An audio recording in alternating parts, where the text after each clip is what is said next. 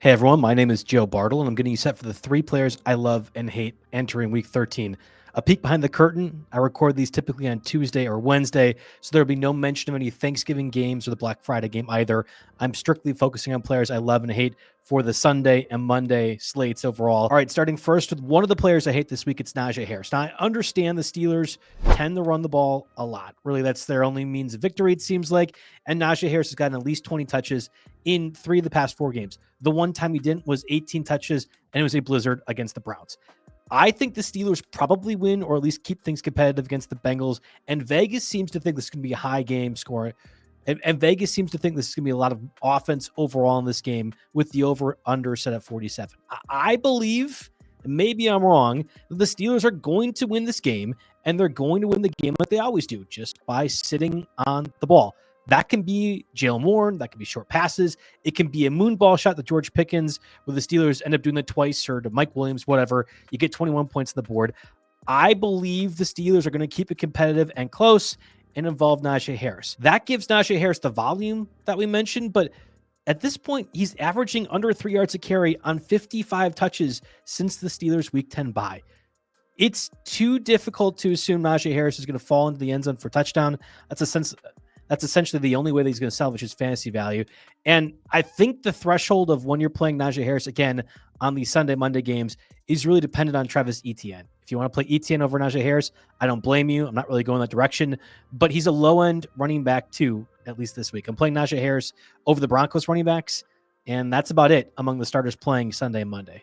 All right, moving over next to the Broncos matchup. And that's Bo Nix in particular. I know Bo Nix is playing incredibly well over the past month and a half or so. He's exceeded every expectation I have, and I had a very low expectation of him entering the season. And while I hate Sean Payton for all the Sean Paytonisms that he seems to do and dumb personnel decisions he seems to make, Bo Nix has thrived in this offense, and he's done exceedingly well. Would love to see Bo Nix actually do well against real teams in the NFL, not the Panthers, Raiders, and Falcons, who he's played over this stretch. He had a really bad game against the Ravens in this part, and the only good game was against the Chiefs. It's a division game, and possibly a bit more motivation for Sean Payton. Not that he should need it or the scheme should need it, but you know what the Chiefs want to do. I'm not trying to just hand wave that performance away. But again, Panthers, Raiders, Falcons. They haven't really played any good teams. And I don't know if it qualifies Monday night against the Browns. Certainly the Browns have not been good earlier this year, but they seem to be trying now that Deshaun Watson's not the quarterback and Jameis Winston is, and the defense has performed well. Myles Garrett was dominant in that Thursday win over the Steelers last week. I think it's entirely possible that Nix is outside quarterback 1 conversation, quarterback 12 effectively, and I would rather play Sam Darnold, I'd rather play Justin Herbert, and I'd rather play Matthew Stafford over the rookie this week. Finally, last player on my hate list, it's Deebo Samuel. I have no idea what to make of this Brock Purdy crap, to be honest with you. I had mentioned Juwan Jennings as a love player. I had mentioned Juwan Jennings as a player I loved last week. Again, I record this on Tuesday and Wednesday, so I assumed Brock Purdy was going to be healthy, like Kyle Shanahan and John Lynch told me.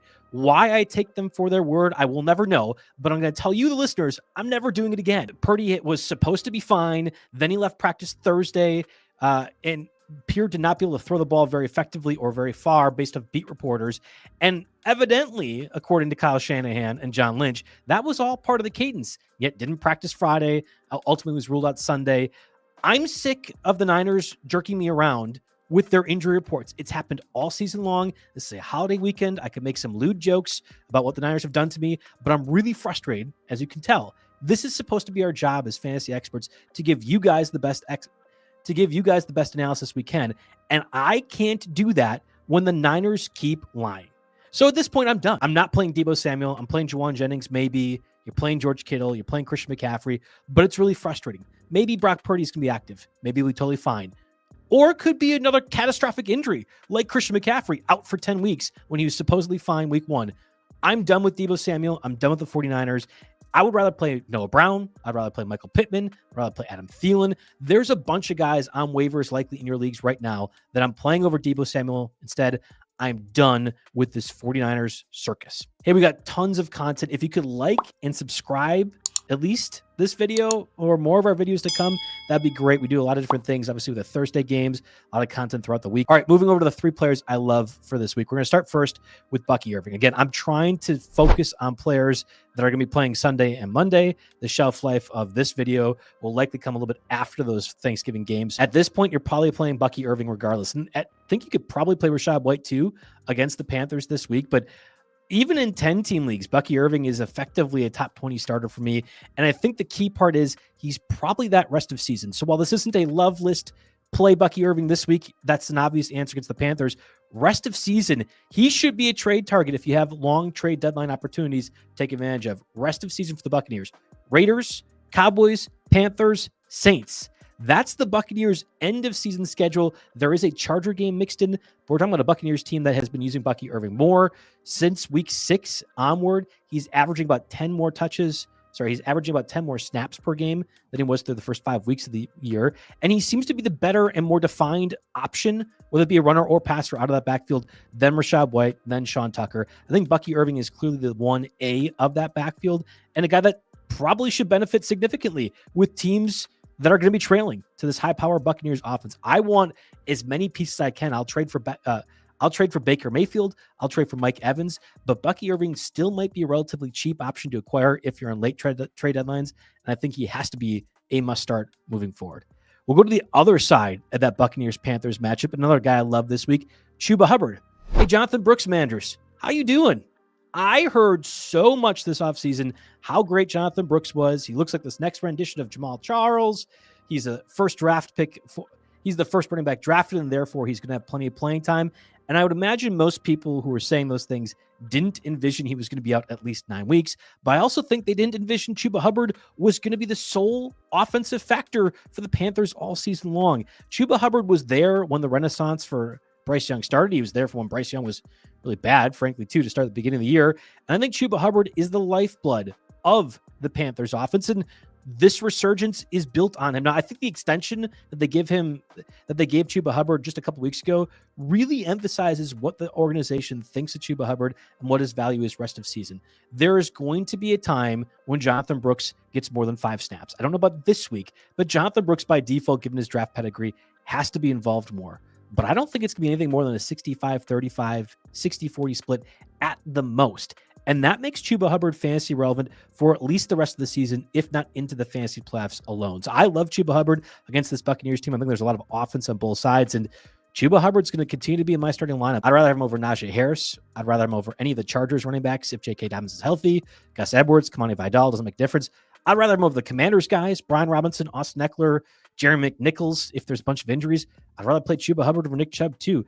At this point, Chuba Hubbard is clearly a running back 2 moving forward.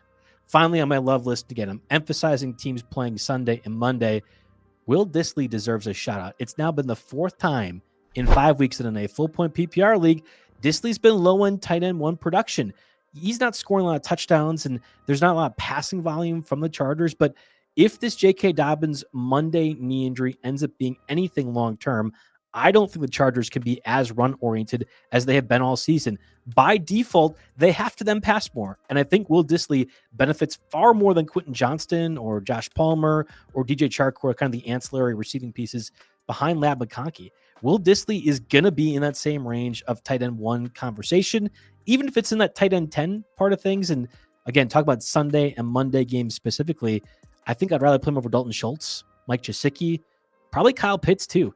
He's right in that same range, and I think Will Dissly has to be considered moving forward as a tight end 1 option, and especially next week with 6 teams again on bye, you don't really want to drop